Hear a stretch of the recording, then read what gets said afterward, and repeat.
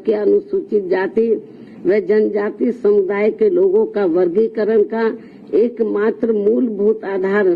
सामाजिक गैर बराबरी अर्थात छुआछूत रहा है। ऐतिहासिक तौर पर सामाजिक गैर बराबरी की वजह से ही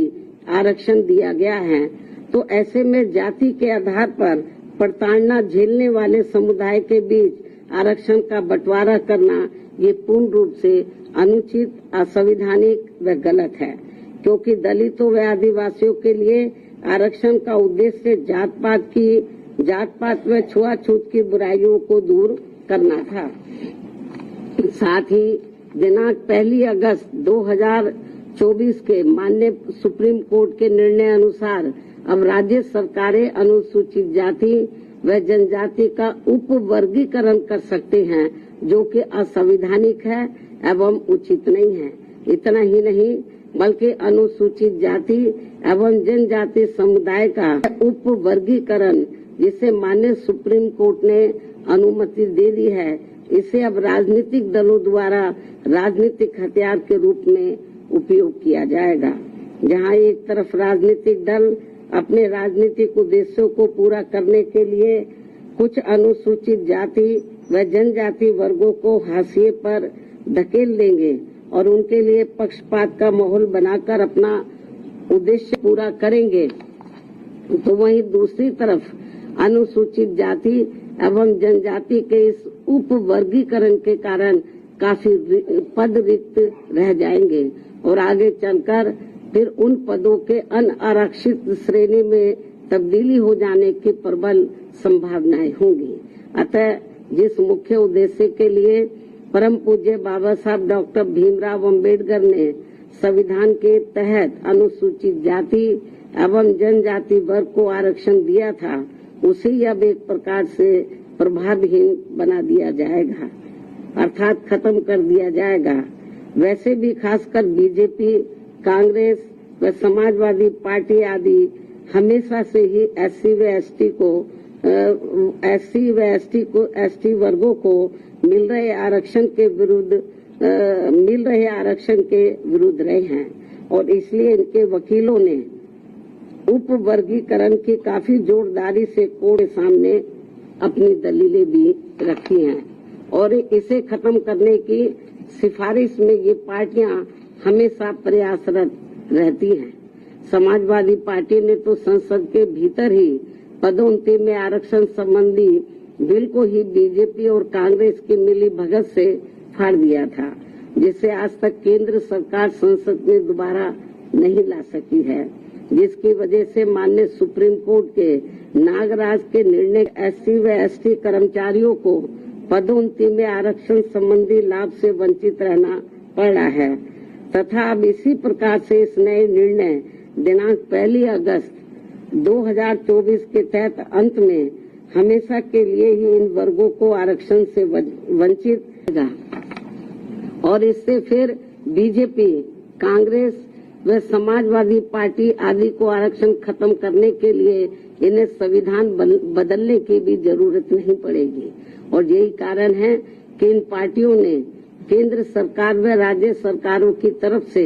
उचित पैरवी भी नहीं की है और काफी कुछ उप वर्गीकरण के पक्ष में दलीलें रखी हैं, जिससे कि मौजूदा चल रहे आरक्षण के विरुद्ध निर्णय आए और एनडीए व इंडिया अलायंस की सभी पार्टियों की नीयत ठीक होती और वो एससी व एसटी को मिल रहे आरक्षण में छेड़छाड़ आदि करके उसे खत्म नहीं करना चाहते, तो फिर मेरी इन सभी पार्टियों से ये अपील है कि ये सभी पार्टियां इस विषय पर, इस मुद्दे पर देश के समूचे एससी व एसटी समाज के समक्ष अपने स्पष्ट करें और इसी चल रहे संसद सत्र में संविधान में उचित संशोधन लाकर ये स्पष्ट करें कि अनुच्छेद 341 व 342 के तहत माननीय राष्ट्रपति द्वारा घोषित एससी व एसटी जातियों के संबंध में भविष्य में किसी भी प्रकार की छेड़छाड़ व उप वर्गीकरण करने का अधिकार किसी को भी नहीं होगा तथा इन सभी जातियों को आरक्षण प्राप्त होने के लिए एक समूह के रूप में ही देखा जाएगा। ये इनको संशोधन संविधान में उचित संशोधन विधेयक इनको लाना चाहिए और ये सब लाकर इनको संविधान की में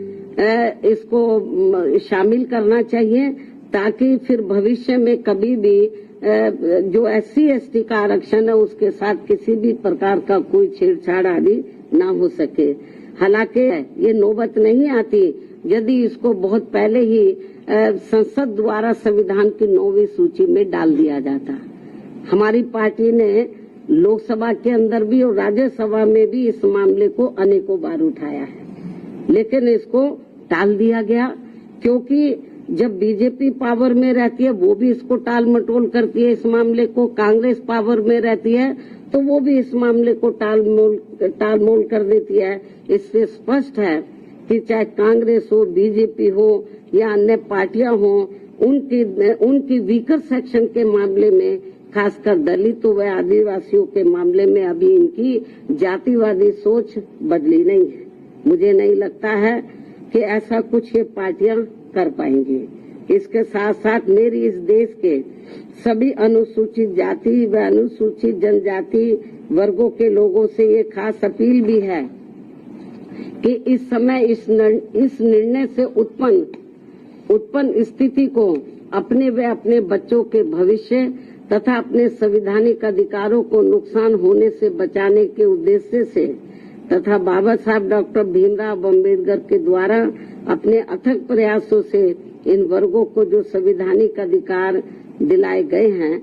तो उन्हें खत्म होने से बचाने के लिए इस स्थिति को अपने लिए एक आपातकालीन की स्थिति समझते हुए इन्हें एकजुट होना पड़ेगा तथा मात्र अपने अपने राजनीतिक स्वार्थ व दबाव से प्रेरित न होकर यहाँ सभी राजनीतिक पार्टियों के ऊपर दबाव डालकर उचित संवैधानिक संशोधन लाने के लिए मजबूर करना पड़ेगा। इस खास अपील के साथ ही अब मैं माननीय सुप्रीम कोर्ट से भी ये पुरजोर अपील करती हूँ कि वे देश में SC व ST वर्गों के हितों में अपने 1 अगस्त सन 2024 के दिए गए फैसले पर खुद ही पुनर्विचार करके इसमें मेरी इन सब बातों को खास ध्यान में रखते हुए जरूरी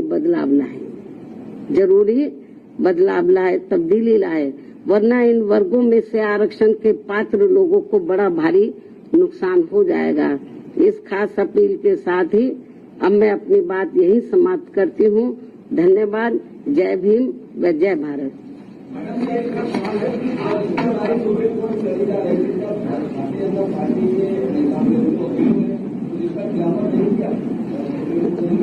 नहीं, उसका खिलाफत इन्होंने नहीं किया। वो पूरा उन्होंने तो बल्कि इस मामले में वो ऐसी दलीलें रखते रहे कि जिससे माननीय सुप्रीम कोर्ट को ये फैसला देने में उनको और मदद मिल गई। चाहे तो कांग्रेस की ओर से वकील खड़े हुए या सरकार की ओर से खड़े हुए हों, इन्होंने एक प्रकार से माननीय सुप्रीम कोर्ट की मदद ही की है इस मामले में। तो इससे जाहिर हो जाता है कि इनकी इंटेंशन सही नहीं है और ये लोग SC और ST को जो रिजर्वेशन मिल रहा है इसको सीधा खुद ना खत्म करके माननीय कोर्ट के जरिए, जुडिशरी के जरिए ये इसको खत्म करना चाहते और इसमें ये लोग काफी हद तक कामयाब भी हो गए हैं और हमारी पार्टी इसको लेकर बड़ी चिंतित है।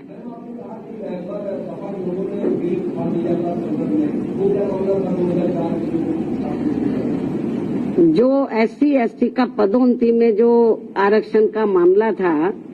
तो वो लगभग खत्म सा हो गया था। उसको प्रभावी बनाने के लिए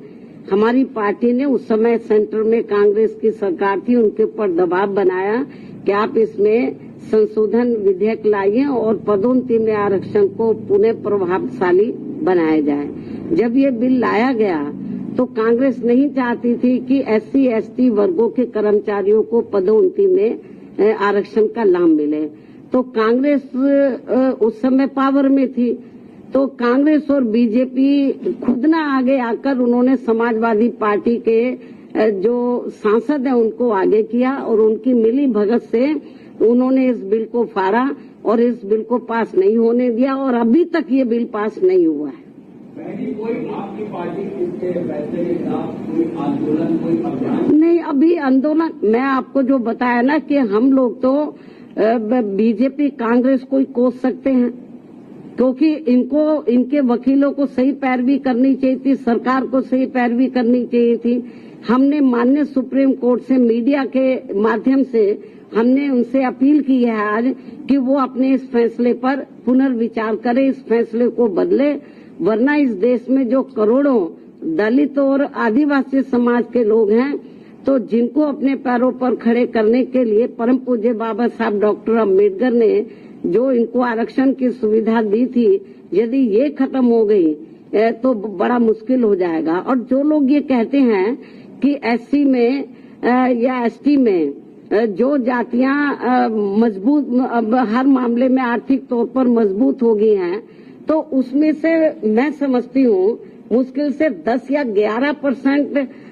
लोग ही मजबूत हो गए होंगे, बाकी 90% लोगों की हालत तो बहुत ज्यादा खराब है। लेकिन माननीय सुप्रीम कोर्ट के इस फैसले से जो लगभग 90% लोग जिनको अभी आरक्षण की जरूरत है, तो वो तो और ज्यादा पिछड़ जाएंगे, उनको ये आरक्षण अब मिलेगा नहीं। इस निर्णय के अनुसार यदि उन जातियों को निकाल दिया जाएगा, बहुत बुरा हुआ है ये। और केंद्र और जबकि बीजेपी को चाहिए, वो अपने आप को कहते हैं कि हम एससी एसटी समाज के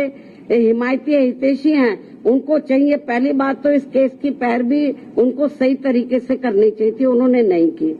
कांग्रेस ने बेबी ढुलमुल रवैया अपनाया। ऐसी स्थिति में मेरा बीजेपी जो 9-10% जो जाटव या इससे मिलती जुलती जातियों की स्थिति, आर्थिक स्थिति सुधर भी गई है, लेकिन समाज में तो आज भी जातिवादी लोग उनको पुराने नजरिए से देखते हैं, जात पात तरीके से देखते हैं। इसलिए अभी इन सबको रिजर्वेशन की बहुत ज्यादा सख्त जरूरत है। नहीं, अभी ये तो माननीय सुप्रीम कोर्ट को बताना चाहिए था ना, हम लोग तो नहीं करेंगे। सुप्रीम कोर्ट ने कोई इसका पैमाना अभी तय किया नहीं है। बहुत ढुलमुल ये जजमेंट है और इस तरीके से इसकी आड़ में राज्य सरकारें जो एससी एसटी को अभी तक रिजर्वेशन मिल रहा है, इसको बिल्कुल निष्प्रभावी बना देंगी, ना के बराबर इसको कर देंगी, लोगों को कोई इसका लाभ नहीं मिलेगा। नहीं, हमारे को तो उन्होंने कब बुलाया ही नहीं, जबकि हमारी पार्टी इनके लिए लड़ाई लड़ती रही है। हमको भी बुलाते तो हमारी ओर से वकील जरूर जाता।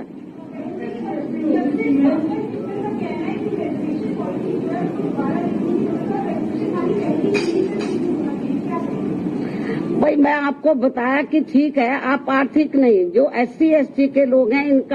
इनको जो रिजर्वेशन मिला है, जो शैक्षणिक सामाजिक और आर्थिक गैर बराबर हैं, उस आधार पर मिला। तो सामाजिक जो दृष्टिकोण है इन वर्गों के मामले में वो अभी लोगों का बदला नहीं है, इसलिए इनको अभी रिजर्वेशन मिलना बहुत जरूरी है।